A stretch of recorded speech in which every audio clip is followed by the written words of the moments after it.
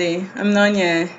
Many of my connections have asked that I disclose a little bit more about myself and my mission. I'm originally from Nigeria. I came to the United States about 30 years ago. At that time, I became a nurse's assistant. I later became a registered nurse and finally a nurse practitioner, a family nurse practitioner, and I currently practice as a family nurse practitioner. And it was really a change in career for me because originally I was a holder of a Bachelor of Science degree in computer science and pretty much did a turnaround and sought after the medical profession because I really do love to care for people. And it was quite a smooth transitioning, I would say. But at some point, I met some challenges along the way. And if you get the chance, please listen to the podcast that is attached to this post, because it's a podcast that I discussed with Matt Cavello. Thank you, Matthew, for the opportunity.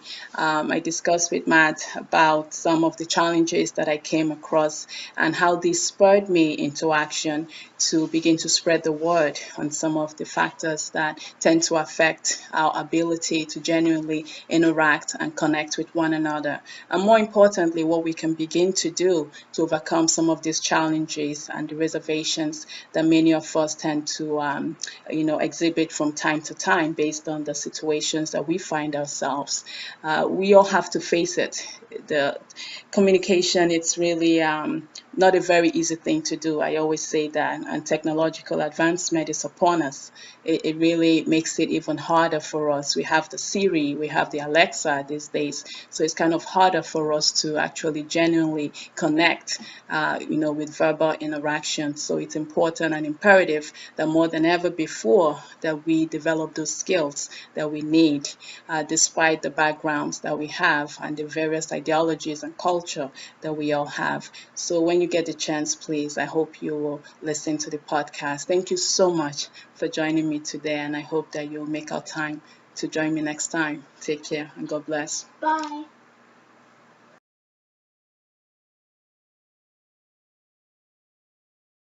Hello, welcome to the Patient Activation Network podcast. I'm your host, Matt Cavallo. I have with me today Nonye Aganya. Nonye is a family nurse practitioner who is also an author. Nonye, welcome to the show. Thank you so much, Matt. Thank you for having me. Oh, thank you for being here. Before we get started, could you give us a brief history of yourself and why you got into the nursing field? Yeah, I'm really excited to be here to share my experience with you and your audience. I'm a family nurse practitioner. I'm originally from Nigeria, West Africa. I'm the fourth of 7 children.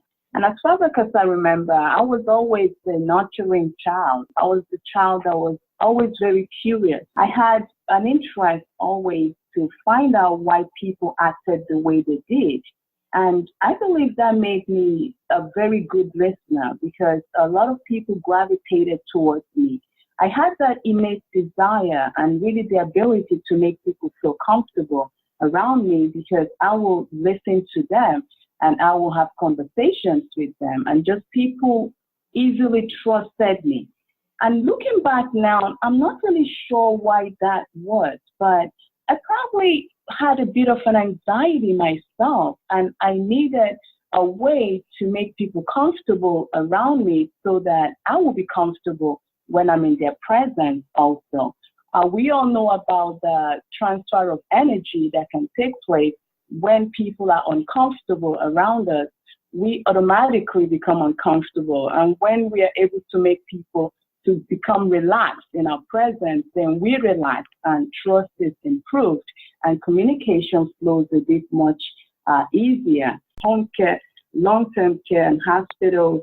I've also worked, of course, in outpatient medical clinics. So as different roles anyway, I have also worked as either the nurse practitioner, which I currently do, or I worked as the RN in the hospital, or I worked as a nursing assistant in the long-term care. This all led me to realize that there were so many different ways I had communicated with patients and always made sure that patients trusted me. I am married with 4 beautiful daughters. I'm married to my wonderful husband for many years. And my 4 daughters are ages of 26, 16, 12, and a 7-year-old. Wow, that's a big family. And that's such a great history.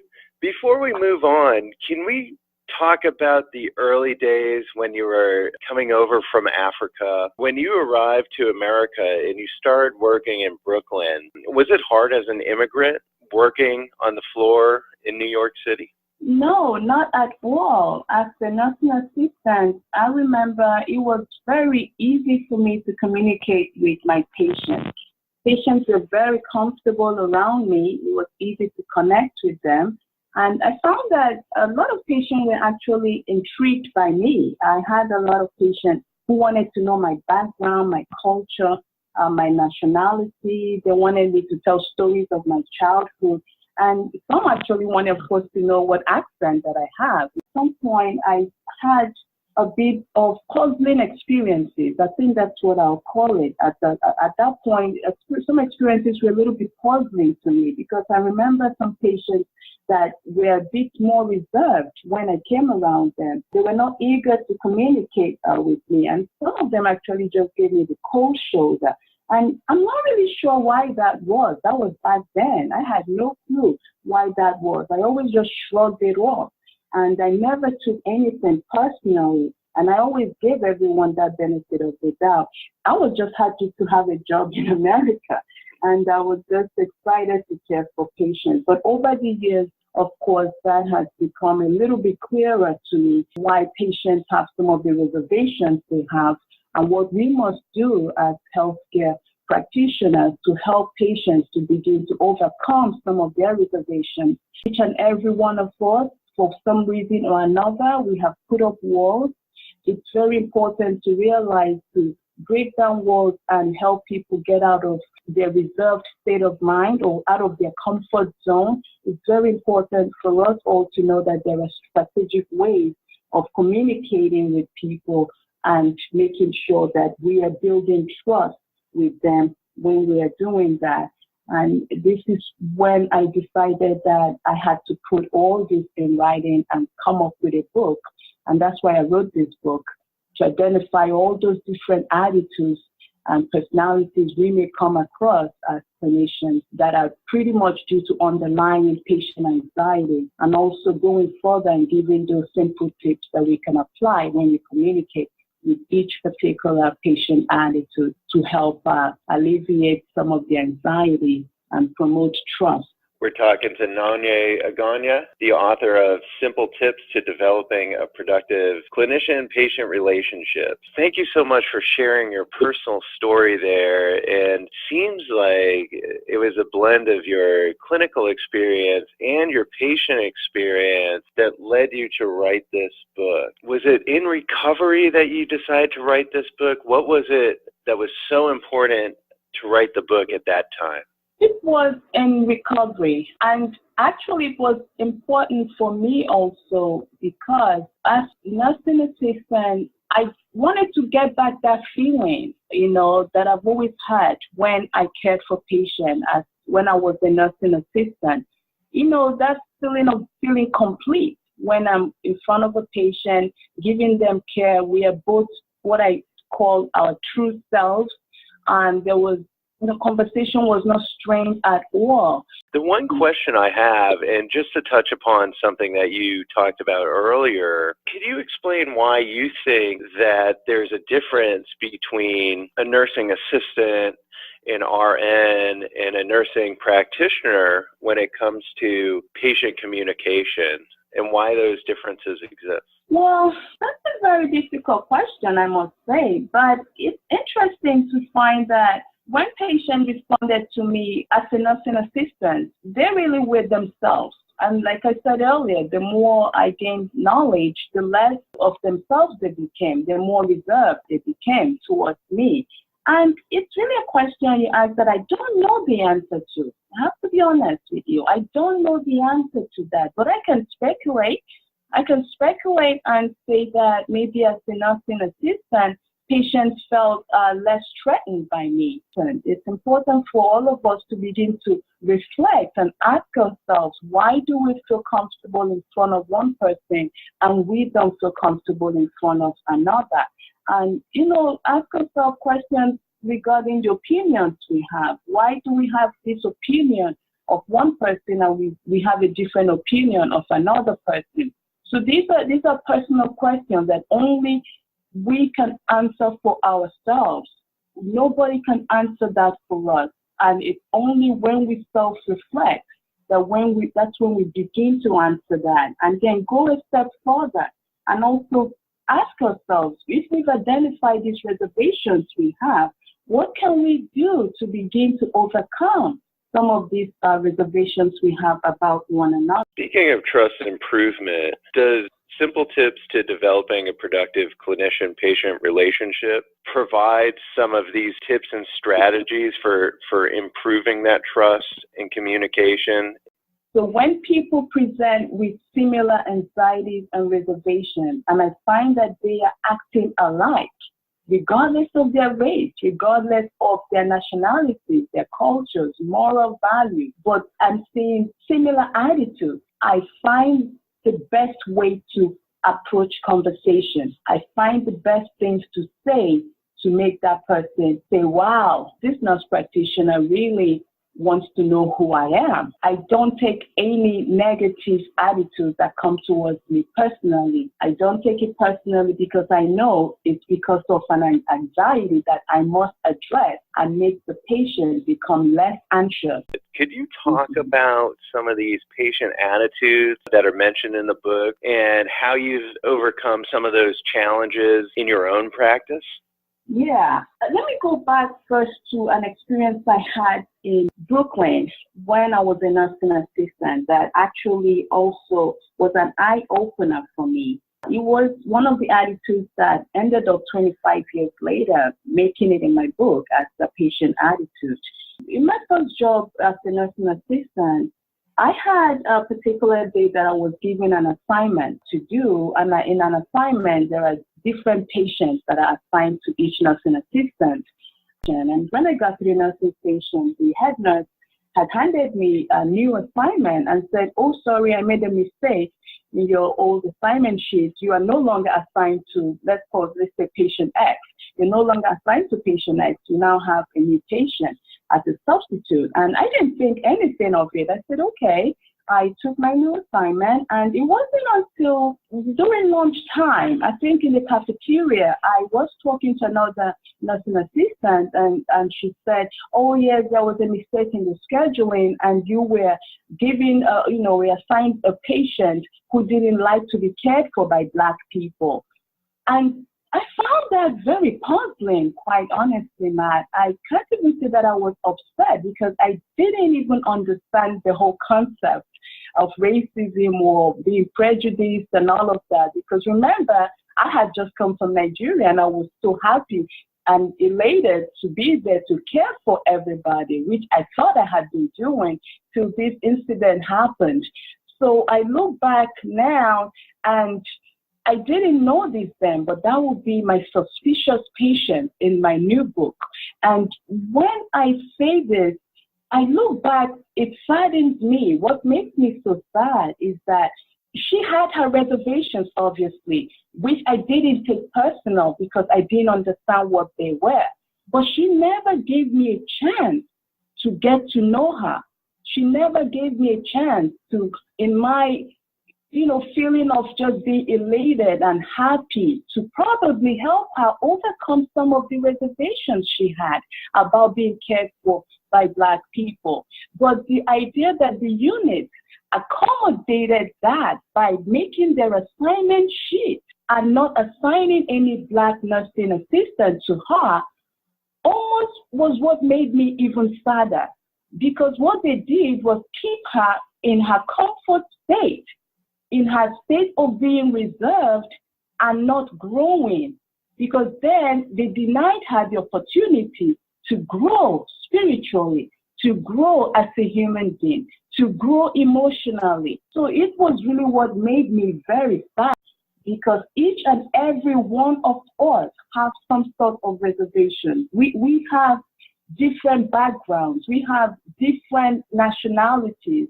We have different religions. We have different moral values. So it's almost expected that we must be reserved about something. There are some people that are reserved because of other people's age, other people's gender. Some people don't want maybe a male physician. Some people rather prefer a female physician.